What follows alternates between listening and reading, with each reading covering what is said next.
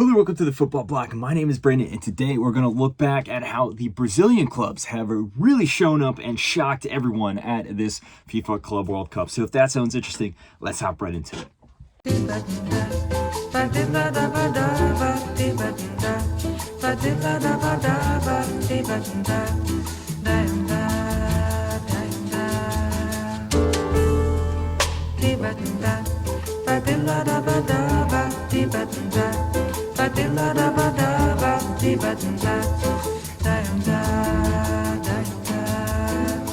Eu quis amar, mas tive medo e quis salvar. So when it comes to the football world in general, everyone knows the Brazilian national team. I mean, they have 5 World Cups. Just statistically speaking, they are the most trophy-laden and well-accoladed team in the world. There's also this grand allure when it comes to Brazilian culture and how important football is to the culture, how important this sport is, just down to every single facet of Brazilian culture, from a stereotypical point of view, of course. But a lot of times from a European and just an English-speaking, like Anglosphere perspective, there isn't a lot of attention to Brazilian clubs.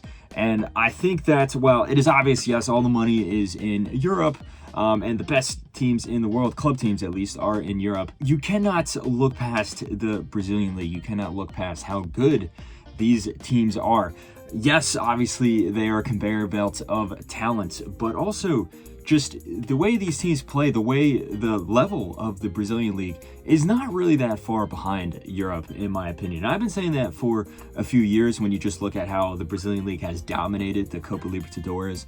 But I think these results that we've seen at the Club World Cup recently has really shocked the world, and everyone is kind of opening their eyes to how high quality the Brazilian league really is. The first game that I want to focus on is PSG versus Botafogo. So technically speaking, we have the reigning European champions and then the reigning Copa Libertadores champions. So South America versus Europe right here. Very interesting matchup to look at, and even my prediction going into this game, I did not think that PSG would be troubled at all. I didn't even think that Botafogo would be going through to this group, because if you look at them right now, they're not in the best form. Ever since winning the Copa Libertadores, they've fallen off a little bit.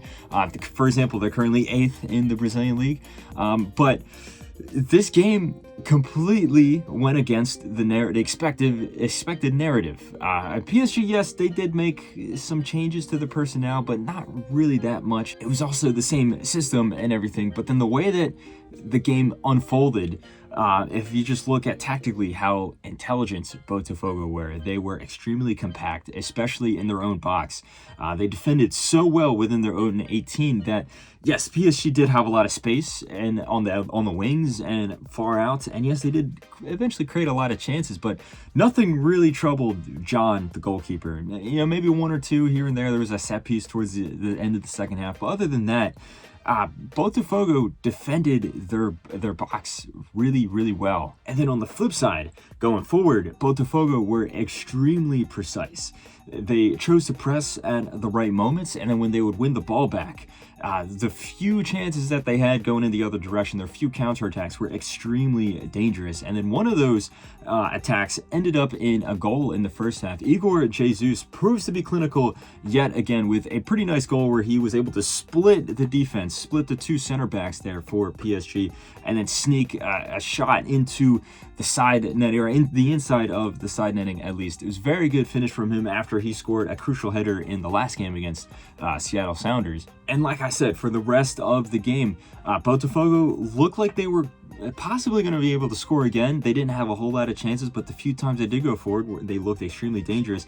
And at PSG really struggled. They could not really crack open this Botafogo defense. It was a phenomenal display from all players on the Botafogo team. And sometimes you have this stereotype where the Brazilian coaches or the Brazilian style might not be the most tactically intelligent or strategic, but they just have the raw talent. To some extent, you can kind of see that with some teams here at the Club World Cup, but that was not the case with Botafogo here.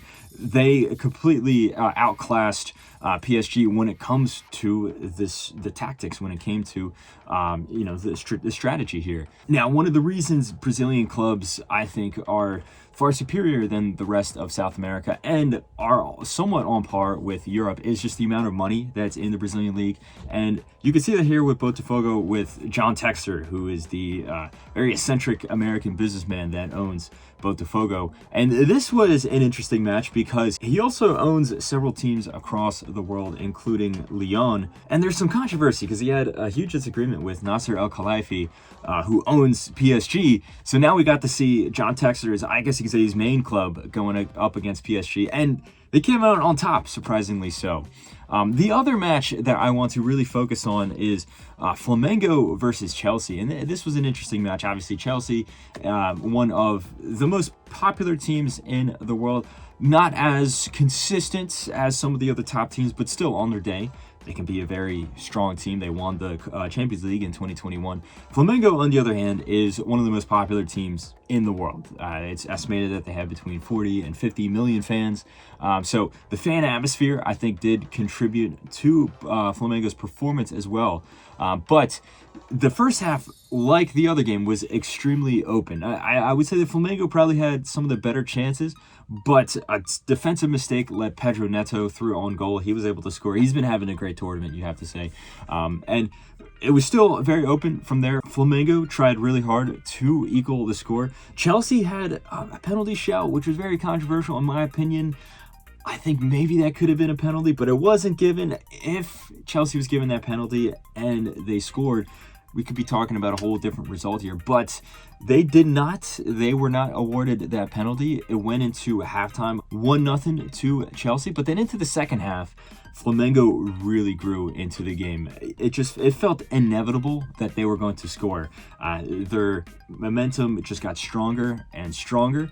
And after Bruno Henrique got subbed on, he provided that just one final missing puzzle piece to be more clinical in their attacks, because they were creating a lot of intense chances, but they weren't able to finish them. Now with a veteran like Bruno Henrique, who has played in Europe before, he used to play for Wolfsburg, by the way, everything clicked. And then within the span of a few minutes, they were able to equal the score. They were able to tie it 1-1. And then with only a few minutes later, after a set piece, a really well worked together set piece, they were able to gain the lead and score a second through Danilo, who's now back in Brazil, to go through 2-1 up. And both of these goals were very, very well constructed, very well crafted. And from that point on, it was all Flamengo. Nico Jackson got subbed on, and he made an awful challenge, straight red, cleats up, studs up. We've seen challenges like that from him before.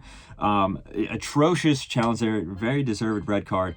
And that kind of just blew all of the momentum that Chelsea had out of the window, completely shattered their game plan.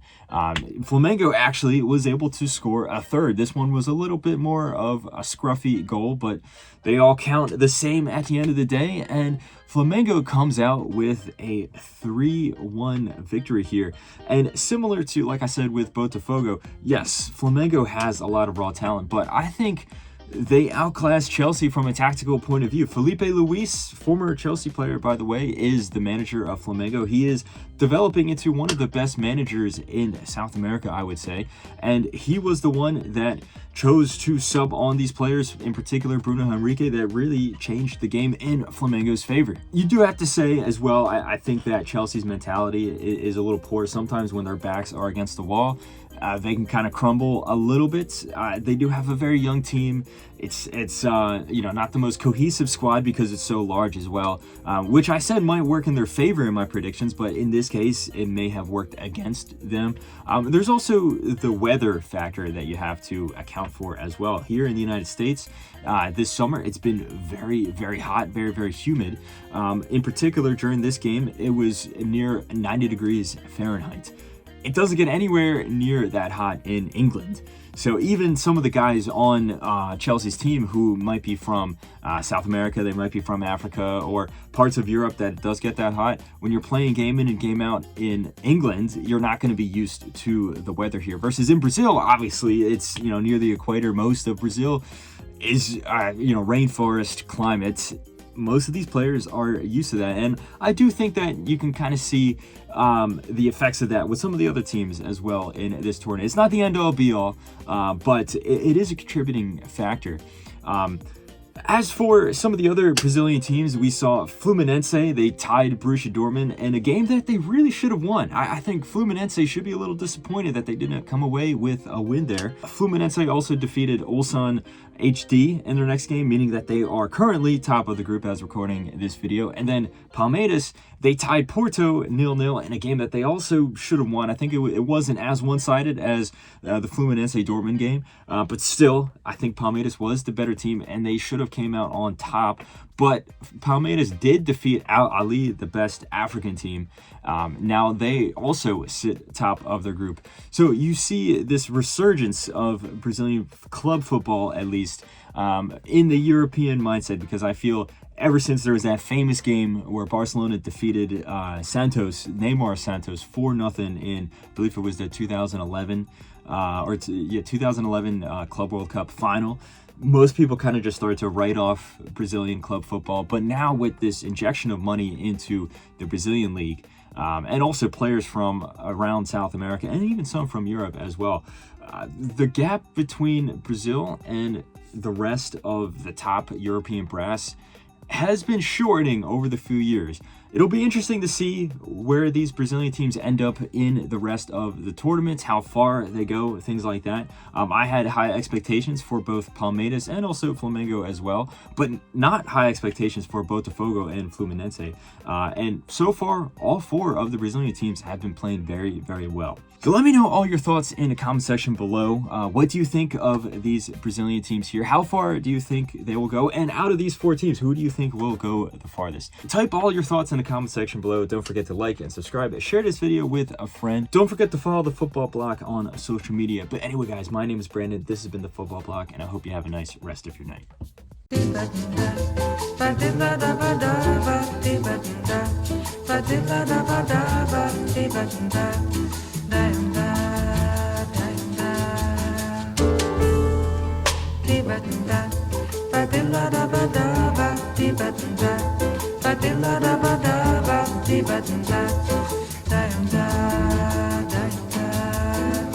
Eu quis amar.